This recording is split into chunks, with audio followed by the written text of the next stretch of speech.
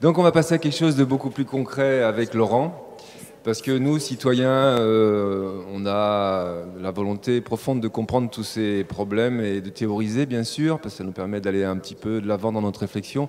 Mais on a aussi des problèmes concrets, par exemple au niveau du bâtiment, l'isolation des bâtiments, la rénovation des bâtiments. Donc je vous présente Laurent, qui travaille à CD Énergie et qui va vous parler de choses concrètes, donc comment on isole sa petite maison, comment on se chauffe. Laurent, c'est à toi. Bonjour à tous. Donc voilà, merci d'être venu à ce collectif. C'est une journée importante, je pense, qui sont des problèmes qui nous concernent à tous. Moi, je vais parler d'une partie plus particulière, c'est l'amélioration énergétique de l'habitat. Donc aujourd'hui, bon, nous sommes une entreprise d'Aquoise qui faisons du multimétier et nous sommes adhérents de la Fédération française du bâtiment. Donc effectivement, par rapport à Peggy, Yannick, qui vous ont fait le tableau du contexte national, effectivement, aujourd'hui, on a pas mal de solutions et il y a des mesures gouvernementales pour répondre à ces économies d'énergie dans vos habitations. C'est aujourd'hui, par exemple, je vais vous poser une petite question.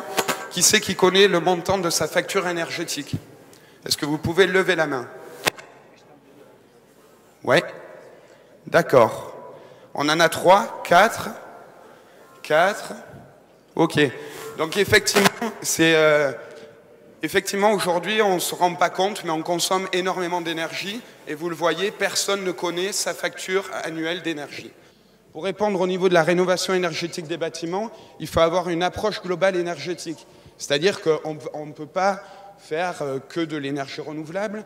Il va falloir regarder un petit peu qu'est-ce qu'on perd comme énergie. Parce que c'est bien beau de récupérer de l'énergie, de la produire, mais si on peut en consommer moins, c'est pas mal. Donc vous voyez, ici, vous avez une petite illustration où on voit les déperditions sur un bâtiment. Alors là, bon, c'est une maison individuelle, mais c'est des bâtiments industriels, ça correspond à toutes les constructions qu'on peut rencontrer.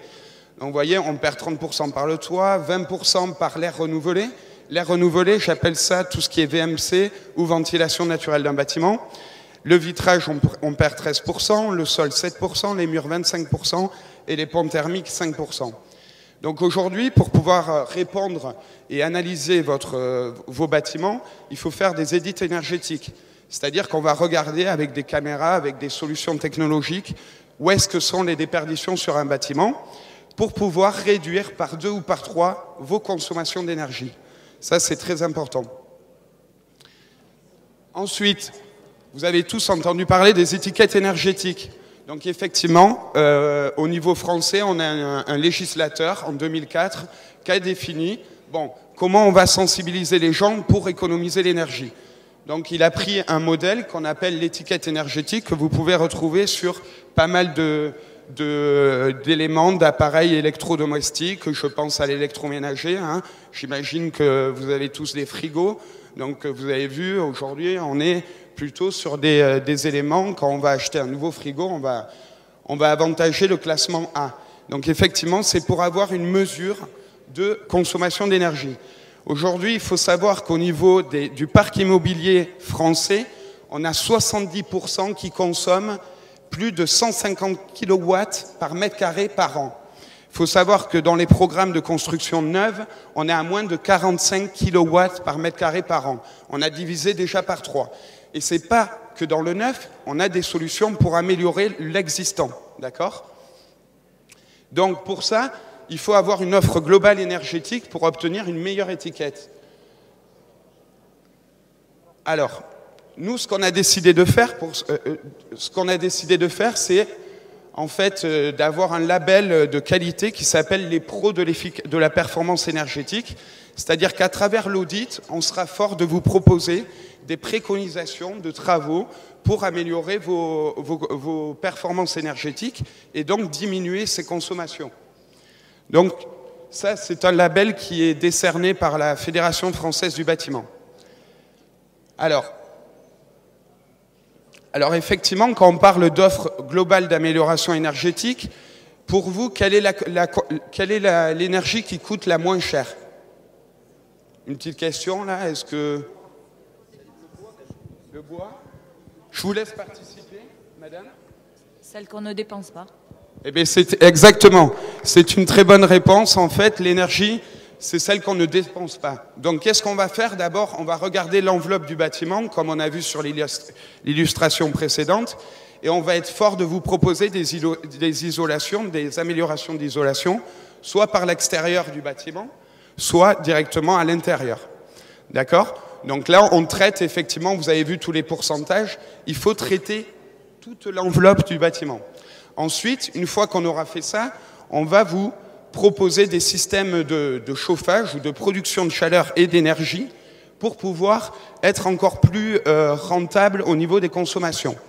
Donc effectivement, vous connaissez le solaire thermique, donc ça va être tout ce qui est production de chauffage et d'eau chaude sanitaire. Il y a aussi les pompes à chaleur, géothermie, aérothermie et l'aquathermie. Donc vous connaissez peut-être tout ça, on récupère les calories dans des différentes sources, le sol, l'eau dans les nappes phréatiques, les calories qu'il y a dans l'air aussi. Et aussi, vous avez en bas, excusez-moi, on le voit très peu, le bois énergie, qui est une solution locale très intéressante. Hein. Aujourd'hui, on trouve des transformations de déchets de bois à travers des granulés, des pellets, des plaquettes de bois. Tout ceci a des coûts très faibles et ça permet d'avoir donc des factures énergétiques beaucoup moins importantes. Je réponds aussi à madame, excusez-moi madame, vous parliez de récupération d'énergie dans les bâtiments de façon globale. Et bien dans les bâtiments aussi, pourquoi une VMC simple flux? Pourquoi enlever des calories dans des pièces humides et les rejeter dans le ciel? Pourquoi pas utiliser ces calories et les retraiter par soit une VMC double flux qui va les redistribuer en récupérant de l'air neuf à l'extérieur du bâtiment, qui va être réchauffé par cet air qui est extrait, et on va le redistribuer dans toutes les pièces du bâtiment. Ça aussi, c'est une solution intéressante. Donc voilà. Et donc, par rapport à ces, par rapport à ces solutions, l'État et le législateur qui a défini ces économies d'énergie, il a mis en place des mesures. Il a mis en place des mesures qui sont, au niveau national, l'éco-prêt à taux zéro. C'est une enveloppe de 30 000 € que vous pouvez avoir sur 180 mois. Ce qui permet d'avoir des mensualités très faibles et, dans la plupart des cas, c'est un transfert des consommations énergivores de vos bâtiments en les améliorant, qui finance ce prêt. Vous avez aussi des crédits d'impôt. Et ici, en Aquitaine, on a aussi des aides locales et régionales suivant les différents systèmes. Donc, vous voyez, il y a quand même des mesures. Aujourd'hui, vous savez, l'État français a débloqué une enveloppe de 12 milliards d'euros pour l'année 2012 pour améliorer les bâtiments de façon sur l'énergie.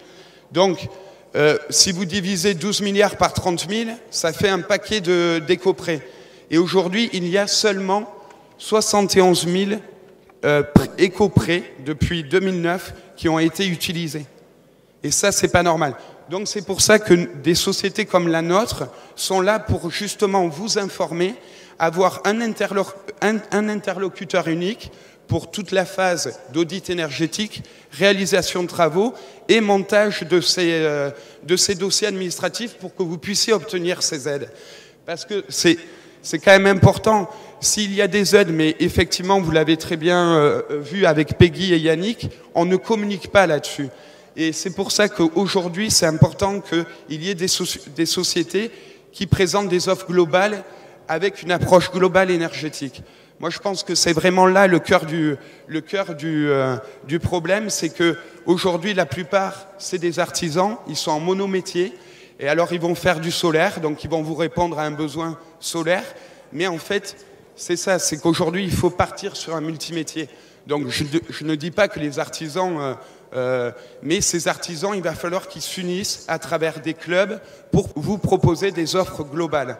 Parce que c'est vraiment là le cœur du débat, c'est qu'il faut vraiment regarder de façon globale et générale toutes les dépenses et les consommations énergétiques. Voilà, donc je crois qu'on a fait un petit peu le tour. Je vous laisserai revenir vers moi lors de la journée si vous avez des questions plus particulières. Mais en tout cas, sachez que effectivement, au niveau collectivité, on gaspille l'énergie. L'énergie, il faut l'économiser parce que on est de plus en plus croissant sur la planète, la population augmente, et il ne va pas y en avoir pour tout le monde. Donc c'est vraiment là, il faut devenir de plus en plus sobre et trouver, comme l'a dit Yannick et Peggy, des solutions locales pour ce désordre global. C'est-à-dire que ça ne sert à rien d'avoir des réseaux électriques qui perdent 25% de l'énergie primaire, hein, parce qu'on parlait tout à l'heure, il faut, pour 1 kilowatt chez vous distribué, il faut en produire 1,58, mais en fait, c'est pas ça. En énergie électrique, quand vous consommez 1 kilowatt à l'intérieur de votre bâtiment, c'est que derrière, on a en énergie primaire fossile ou nucléaire, ce que vous voulez, c'est qu'il en faut 2,58 parce qu'on ne tient pas compte des rendements médiocres des centrales nucléaires. Un rendement de centrale nucléaire, c'est 25%. Ouais, c'est énorme le gaspillage qu'on fait. Alors qu'avec des solutions locales, on perd moins d'énergie. Et voilà, je parle, ici on a un tissu agricole assez important dans le bassin aquitain. Il y a des gens qui ont beaucoup d'élevage de bovins, d'ovins, et effectivement la solution de méthanisation pour du gaz, c'est une solution viable. Imaginez un village avec un agriculteur qui va retraiter tous les excréments de ses bovins, qui va produire du gaz et qui va alimenter tout le village à travers un réseau local. Et là, on a moins de pertes. Donc nous, c'est d'énergie, c'est vraiment les deux axes qu'on veut donner. Là, j'ai vraiment parlé pour vous parce que, effectivement, c'est nous les consommateurs et c'est nous qui avons des factures trop importantes. Mais on est sur des plans de développement aussi au niveau collectif, mais local. Voilà. Donc, je vous remercie pour votre écoute et n'hésitez pas à venir nous rencontrer.